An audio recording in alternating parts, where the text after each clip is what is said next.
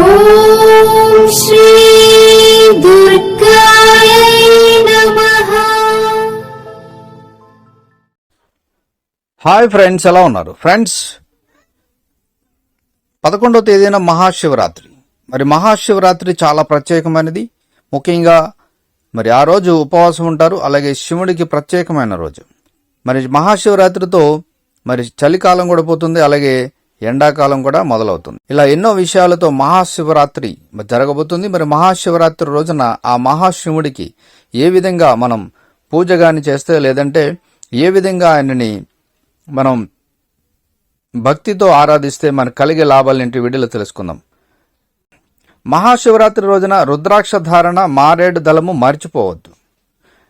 ఎందుకంటే భస్మంతో పాటు రుద్రాక్షలు చాలా గొప్పవి. తపస్సు చేస్తున్న శంకరుల కన్నుల వెంట కారిన జలబిందువులు భూమి మీద పడితే అవి రుద్రాక్ష చెట్లుగా మారాయి. అందుచేత అవి ఈశ్వరుని తపశ్శక్తితో కూడిన కంటి నీటి బిందువుల నుంచి ఉద్భవించినవి. ముఖ్యంగా నేపాల్ కాఠ్మాండ్ పశుపతినాథ దేవాలయంలో రుద్రాక్ష చెట్టు ఉంది.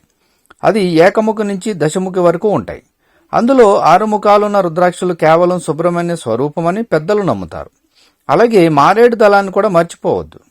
మహాశివరాత్రి రోజున మారేడు దళమును పూజ చేసేటప్పుడు కాడను తీసివేయకుండా ఈనెను పట్టుకొని శివలింగం మీద వేస్తారు.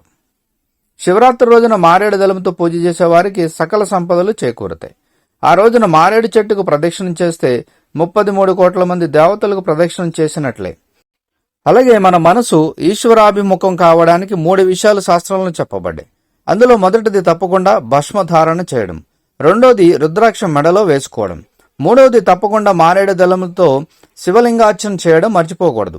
ఈ పనులు ప్రతి వ్యక్తి తన జీవితంలో చేసి తీరాలని ఆధ్యాత్మిక పండితులు అంటున్నారు. కాబట్టి ముఖ్యంగా మహాశివరాత్రి రోజున ఈ 3 పనులు చేయండి. ఈ 3 పనులు చేయడం వల్ల మీకు సకల సంపదలు, అలాగే కుటుంబంలో ఆ శివరాత్రి నుంచి మీకు మేలు కలుగుతుందని మరి ఆధ్యాత్మిక పండితులు అంటున్నారు. తప్పకుండా ప్రయత్నించండి. ముందుగా అందరికీ మహాశివరాత్రి శుభాకాంక్షలతో ఈ వీడియో లైక్ చేయండి, షేర్ చేయండి. తప్పకుండా నా ఛానల్ని సబ్స్క్రైబ్ చేయండి. సబ్స్క్రైబ్ చేసుకున్నారు, బెల్ ఐకాన్ క్లిక్ చేయండి. Thank you for watching friends.